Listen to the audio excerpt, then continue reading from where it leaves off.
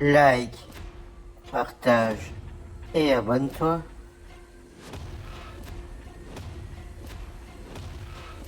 Bonjour et bienvenue jeunes guerriers. Aujourd'hui nous allons parler de deux Camponotus qui viennent de deux continents différents, mais qui se ressemblent totalement.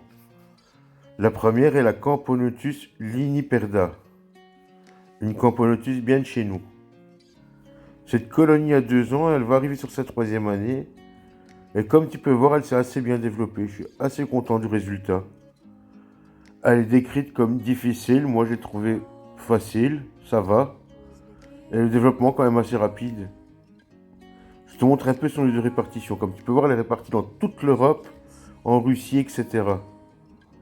Là, je te fais des plans rapprochés de la reine pour que tu te rends compte de sa couleur. Et garde la couleur en tête pour comparer avec l'autre jean après, qui vient de l'autre continent. Comme tu peux voir, elles ont bien mangé à la cantine. Elles ont le gastro prêt à exploser. Il n'y a pas encore de ponte, mais elle sort seulement de diapose. Mais ça ne devrait pas tarder. Du moins, je l'espère. Comme tu peux voir, c'est une hygiène assez calme. Par contre, les ouvrières, c'est tout autre chose. D'ailleurs, après, vous verrez des plans sur un abreuvoir et vous verrez qu'elles ont un comportement quand même beaucoup plus agressif. D'ailleurs, voici le moment que je vous disais. Regardez, vous voyez?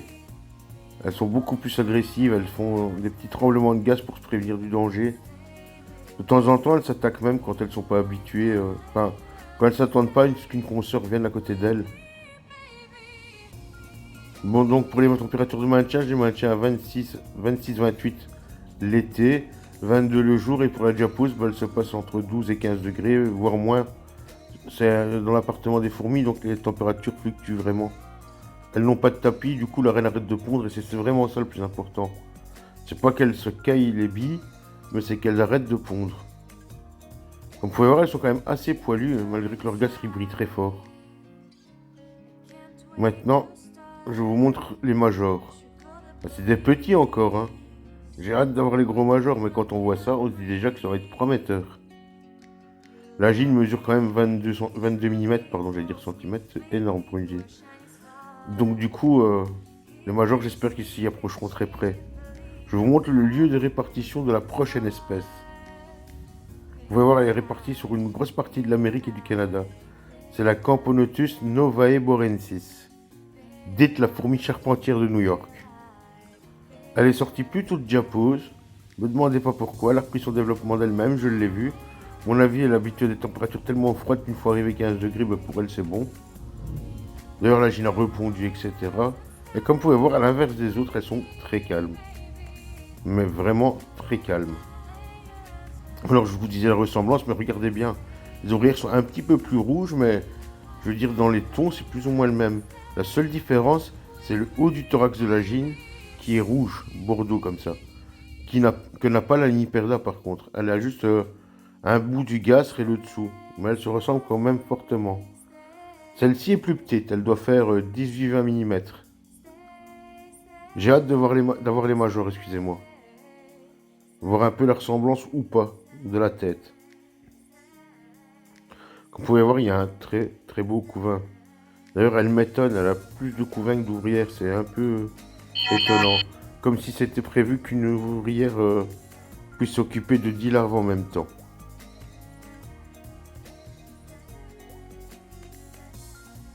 Du coup, les vidéos vont reprendre un rythme régulier. Moi aussi, je sors de diapause, j'avais besoin de repos, des événements familiaux, etc. Mais j'avais vraiment besoin de me reposer. Là, j'ai repris le repos. D'ailleurs, j'ai été à la bourse de Mons, j'ai rencontré des abonnés, ça m'a fait super plaisir de vous parler.